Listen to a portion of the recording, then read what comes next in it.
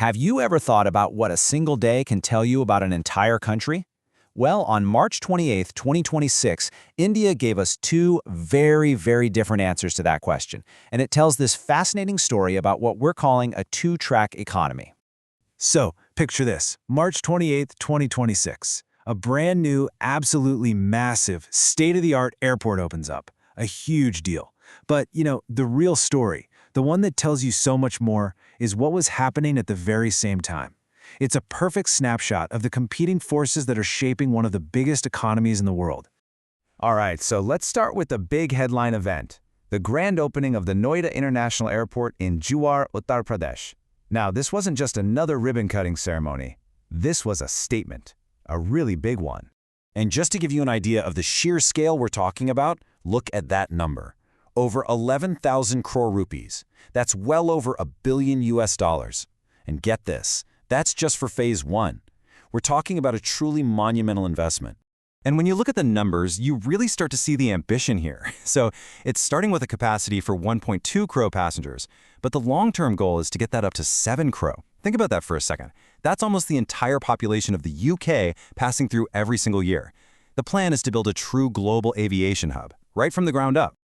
But okay, this is where the story gets even bigger, because the vision for this place goes way beyond just flights and terminals. See, the government isn't just building an airport. They're trying to build what's called an Aerotropolis. And what is that? Well, it's this idea of creating an entire city where the airport is the economic heart, the nucleus, pumping life into industry, housing, logistics, and commerce all around it. And a really key piece of this whole economic puzzle is tackling this number. Right now, a staggering 85% of India's aircraft have to be flown abroad for any major maintenance, repair, or overhaul work. Can you believe that? Just think about all that money, all those skilled jobs literally flying out of the country. And this is where you see the strategy really click into place. By building a massive 40-acre MRO facility right on site, the goal is to capture all that value, create those high-skilled jobs, and, it fits perfectly with India's national push for self-reliance, what's called Atmanirbhar Bharat. Okay, so a project this massive, what does it actually do for the surrounding area? Well, it's being seen as a huge economic catalyst for the entire state of Uttar Pradesh. People are calling this a game changer for a good reason. The projections suggest that once it's fully up and running, this airport could add over 1% to the entire state's GDP. I mean, that is a huge boost, and it promises to bring in a whole new wave of investment and jobs. And the cool thing is how the impact just ripples out everywhere. It's not just about planes, right? For farmers who are landlocked, this is suddenly a direct pipeline from their fields to markets all over the world. For small businesses, for manufacturers, for tourism, it just provides this incredible new connectivity. It's like a supercharger for the whole economy. And listen, this isn't just wishful thinking. You've got industry experts who are already predicting that this airport is going to create a brand new real estate and investment corridor. They're basically saying it's going to redraw the economic map of the entire region. All right, so let's zoom out even further now. Because this project isn't just a big deal for the state, it's a physical symbol of India's long-term national ambition, where the country wants to go. You see, this airport is really a foundation stone for what's being called the Viksit Bharat or Developed India vision. It's more than just concrete and steel. It represents the kind of world-class infrastructure that you need to build a modern, trillion-dollar economy on. But this is where our story takes a really sharp turn. Because on the exact same day that India was celebrating this incredible long-term vision, a completely different and very immediate crisis was demanding everyone's attention.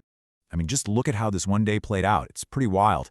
The day starts with this triumphant, future-focused airport launch, but by the afternoon, the entire national conversation has pivoted to a crisis in West Asia, forcing an emergency fuel tax cut. And by the end of the day, the stock market's taking a dive. It's like watching two completely different realities colliding in just 24 hours. And this slide really gets to the heart of the whole thing. On one track, you have this long-term structural ambition, the new airport, the developed India vision, but running right alongside it, on the other track, you have this intense short-term macroeconomic pressure, a global conflict, emergency government spending, and nervous foreign institutional investors, we're talking big global funds, pulling their money out of the market. The two tracks collided head-on March 28th. So what are we supposed to make of all this? What's the big takeaway from this incredible split-screen day for India's economy. Ultimately, it really all boils down to this one crucial question. You've got this powerful, long-term momentum being built by these huge transformative projects like the Noida Airport. But at the exact same time, you have these fierce, short-term headwinds blowing in from a pretty volatile world. So which force is going to prove stronger? That, right there, is the defining challenge and the central question for India's economy today. So I'm curious, what do you all think? Which track is going to define India's future? The long-term ambition or the short-term pressures? Let us know what you're thinking down in the comments. And if you found this breakdown useful, don't forget to hit like and subscribe for more explainers like this one. Thanks for watching.